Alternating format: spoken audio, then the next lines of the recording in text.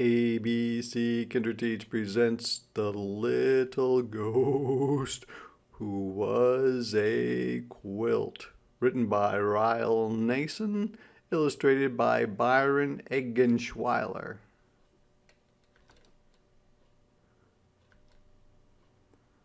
Once there was a little ghost who was a quilt. There's the little ghost. That must be where he lives. He didn't know why he was a quilt. His mom and dad and all of his friends were sheets. They were light as air. They flew high and fast and twirled and whirled in the sky. They could even ride on a gust of wind and then whoosh back to the ground like they were going down an invisible slide. Oh, look it. There's our little quilt ghost there. He looks a bit sad. The little ghost who was a quilt was heavy because of his layers of fabric, which means like pieces of cloth on top of other pieces of cloth, so he was very heavy. It was hard for him to lift off or take off, and he was a slow flyer. He got hot and sweaty when he tried to go faster. The only time he attempted to twirl and whirl, it didn't end well. Oh, look, he must have tried to twirl and whirl there, and he ended up in a bundle at the bottom of the stairs. One day, he and his friends were at the park when they heard someone coming. His friends zoomed away because ghosts are terrified of people. I didn't know that. But the little ghost couldn't escape quickly enough. He flopped over a bench, so he pretended like he was just a quilt, not a ghost. A family came along, and a little boy who was eating an ice cream cone sat down beside him. Uh-oh, it looks kind of messy. I hope he doesn't spill on the ghost. Let's see. The little ghost had never been so close to a human before, and he felt fear in every fiber of his fabric, which means he was really scared. The boy only stayed a few minutes, but he dropped a big blob of melted ice cream right on the little ghost's face. Uh-oh, what's going to happen now? Is the dog going to lick it off? Let's see. Later, when some other ghosts saw him, they laughed at the stain on his forehead. There's the stain. And there's the other ghost laughing at him. The little ghost was embarrassed, which means he felt funny about himself, and also very sticky. Boy, they are not being nice to this little ghost. The little ghost didn't like being different. His mom told him he had an ancestor, which is a family member who lived a long time ago, who was a checkered tablecloth. And his great-grandmother was an elegant, or fancy, lace curtain. And that's what a lace curtain might look like. Very fancy. Everyone said she was the most beautiful ghost they'd ever seen. Even knowing that, the little ghost didn't feel any better. So he did not like being different. He wished he was just one fabric and not a whole bunch of squares sewn together, because that's what a quilt is. The other ghost called him Scrappy because he was like scraps of fabric, and he didn't like that. Boy, those other ghosts are just being mean. But there was one day that always cheered him up. Halloween. And there he is right there. People seemed excited about ghosts on Halloween, and sometimes children dressed as them to trick or treat. See? They're dressed as ghosts, and these are supposed to be real ghosts. Every year, the ghosts went to watch the festivities, or the fun things happening. They stayed silent and still in the trees and pretended to be decorations far away from any humans. So they pretended to be decorations. Too heavy to hover, remain in the air in one place. The little ghost, who was a quilt, usually draped himself over a clothesline. And drape just means you place yourself loosely over it. He never had a very good view. So he was over here, and so he couldn't really see what was going on over there. This year he had a better plan.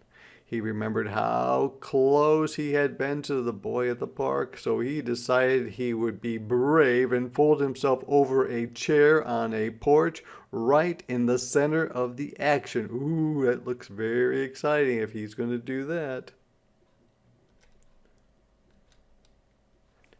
Halloween night came, and the little ghost flew as fast as he could, but he was only halfway across the lawn when he heard people coming.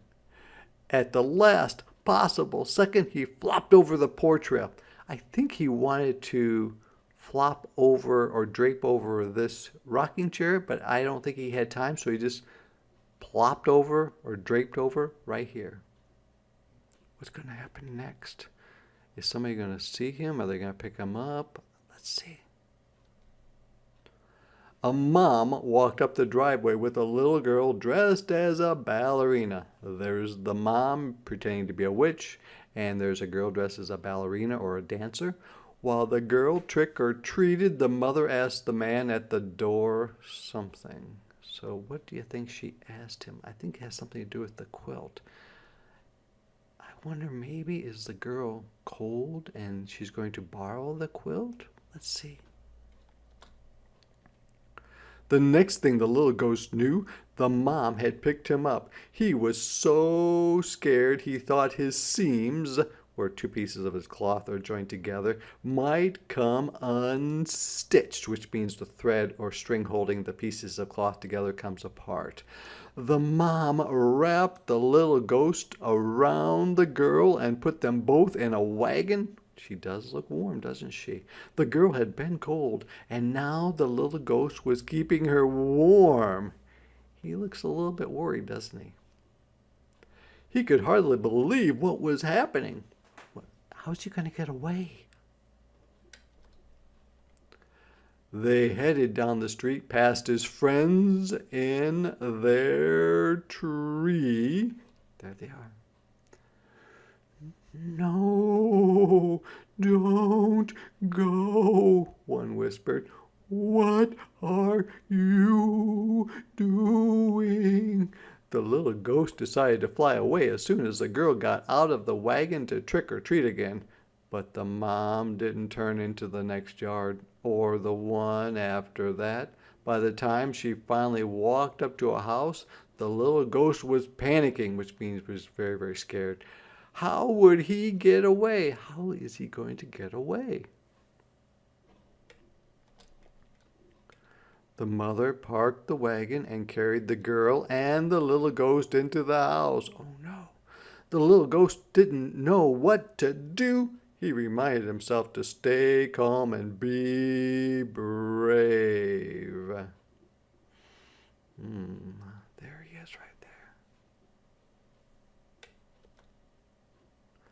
The little ghost peeked around the room. There were Halloween decorations everywhere. He even saw a branch trimmed or decorated with lollipop ghosts. There they are. They looked just like his friends in the tree. How's he going to get out of this house? Especially if they close the door. The girl tucked the little ghost, who was a quilt, under her legs as she sorted her candy into piles. Uh-oh, he's still stuck. He felt surprisingly cozy, so he's kind of liking it now. Maybe things would turn out okay after all.